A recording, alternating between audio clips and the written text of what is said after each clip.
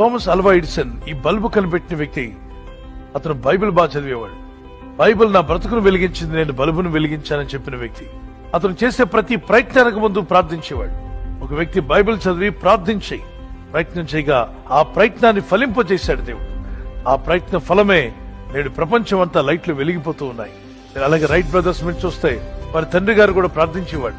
ప్రార్థన కుటుంబం నుండి వచ్చిన రైట్ బ్రదర్స్ చక్కగా ఫ్లైట్ కనిపెట్టారు. అనేకమైన వస్తువులు ప్రింట్ అవుతున్నాయంటే ప్రింటింగ్ ప్రెస్ కనిపెట్టిన వ్యక్తి ప్రార్థనా కుటుంబం నుండి వచ్చిన వ్యక్తి.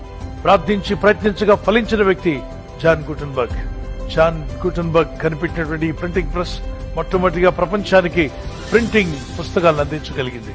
అందులో మొట్టమొదటిగా ప్రింట్ చేసిన పుస్తకం పరిశుద్ధ గ్రంథమైన బైబిల్. నేడు ప్రపంచంలో అనేకమైన ఆధునికమైన వస్తువులు వాడుతున్నాం. వీటన్నిటి వెనక ఏముందో తెలుసా? ప్రార్థన ప్రయత్నం యొక్క ఫలం. Download ShareChat.